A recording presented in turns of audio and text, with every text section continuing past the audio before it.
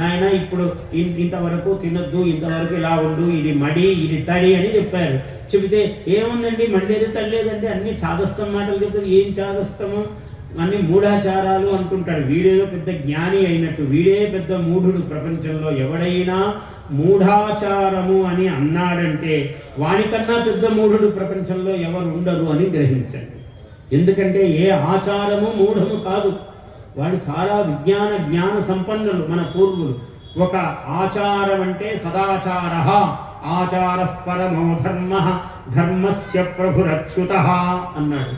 ఆచారం అన్నది పరమధర్మము, అంటే అంతకన్నా గొప్ప ధర్మము లేదు, అది ఆచారం. నువ్వు అనాచారం చేయొద్దురా అన్నాడు. నువ్వెంత పెద్ద పండితుడు, లేదు నేను చాలా గొప్పవాడిని, చాలా ధనవంతుడిని, నేను చక్రవర్తిని, నువ్వు ఏమన్నా కిరీటాలు పెట్టుకో, అనాచారం అయితే చేయొద్దు అన్నాడు. అనాచారము చేస్తే వాడికి అంత పాపం చుట్టుకుంటుంది. నలుడు ఎంత గొప్పవాడు, నలుడి పేరు చెప్తేనే పుణ్యం అన్నాడు.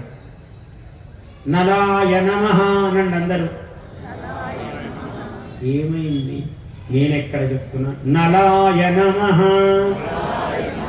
అదే ముందు మీరు నలాయ నమః అంటే ఏమో పలికితే ఏమో ప్రమాదం ఉన్నట్టు పలుకుతున్నారు, అలా పలకండి. నాభి నుంచి రావాలి శబ్దము. నలాయ నమః. కర్కోటకస్య నాగస్య, ఈ శ్లోకం పలకండి అందరూ. కర్కోటకస్య నాగస్య దమయంత్యాః నలస్య చ ఋతుపర్ణస్య రాజర్షేః కీర్తనం కలినాశనం. ఈ మహాత్ముల పేర్లు చెబితే పాపము నశిస్తుందట. వీళ్ళ పేర్లు చెప్తే చాలు. ఎవరయ్యా వీళ్ళు? కర్కోటక నాగదేవత.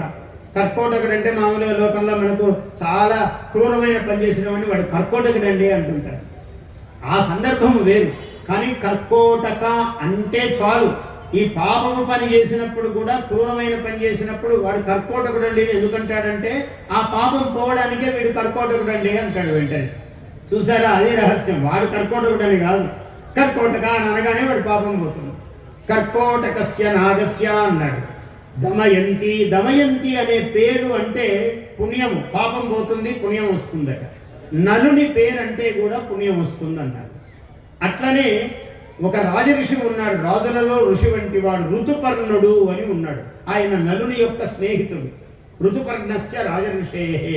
ఆ రాజఋషి అయిన ఋతుపర్ణుని యొక్క పేరు చెబితే కలినాశనం, పాపము పోతుంది, నశిస్తుంది అన్నారు.